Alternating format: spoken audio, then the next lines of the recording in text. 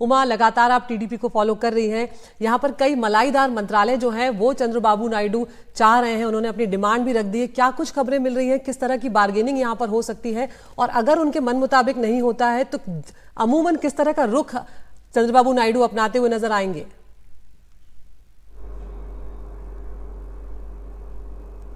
चंद्रबाबू नायडू ने वैसे तो बहुत साफ कर दिया है कि वो एनडीए के एलाय हैं और एनडीए के एलाय बने रहेंगे। और जैसे जिस तरह के फिगर्स आ रहे हैं, जिस तरह की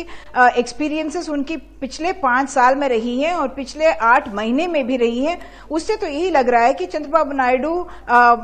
एक तरह से सेफ रहना चाहते हैं, कोई रिस्क वैसे वाला नहीं लेना चाहते, लेकिन हार्ड बार्गेन जरूर करेंगे क्योंकि वो कोalition पार्टनर गवर्नमेंट में रह चुके हैं और वो उनके साथ कैसे नेगोशिएट करना है ये भी वो जानते हैं। और आंध्र प्रदेश में वैसे पिछले 10 साल में एक तरह से उनको लग रहा था कि हम मेन स्ट्रीम से बाहर हैं और हमें कोई ध्यान नहीं दे रहा है, हमारी बात कोई सुन नहीं रहा है, क्योंकि केंद्र सरकार में बहुमत पूरी तरह से थी, तो आंध्र प्रदेश की उतनी जरूरत केंद्र को नहीं थी। लेकिन अब मौका मिला है तो आंध्र प्रदेश की जो एक्सपेक्टेशंस हैं वो बहुत हाई हैं और जिस तरह की मैंडेट लोगों ने दिया है उसकी वजह से भी प्रेशर चंद्रबाबू नायडू पर पड़ेगा। और यही वजह है कि स्पीकर की बात हो रही है, क्योंकि वो जानते हैं जब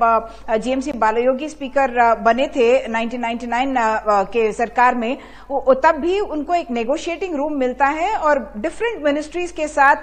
एक तरह से उनका जो संपर्क या इन्फ्लुएंस करने का एक मौका मिलता है। दूसरी 3-4 मिनिस्ट्रीज की बात भी हुई है। वैसे औपचारिक रूप से चंद्रबाबू नायडू ने ये कंफर्म नहीं किया है, लेकिन सिंचाई आंध्र प्रदेश के लिए बहुत ही मुख्य एक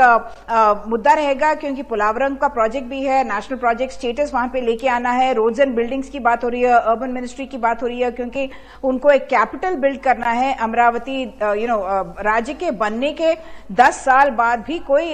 राजधानी नहीं है और जब उन्होंने प्रॉमिस किया है कि हम अमरावती बनाएंगे तो एक तरह से चंद्रबाबू नायडू के लिए बहुत इंपॉर्टेंट हो जाता है कि वो ये रिसोर्सेस स्टेट के लिए लेके आए। बिहार हो या आंध्र प्रदेश, दोनों ने ही स्पेशल कैटेगरी स्टेटस की मांग की है। और जिस तरह से हम कल देख रहे थे कि बैठे हुए थे प्रधानमंत्री के पास चंद्रबाबू नायडू और फिर नीतीश कुमार जैसे कि क्लास के फर्स्ट रैंकर, सेकेंड रैंकर और थर्ड रैंकर,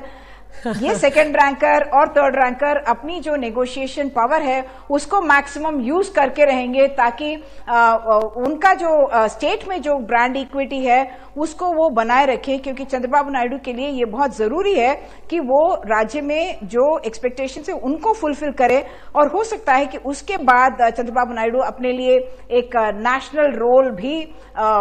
तैयार करने की कोशिश करे। जिस तरह की राजनीति बन रही है उनको हमें लगता है कि कुछ महीने बाद वो मूव्स हो सकती हैं।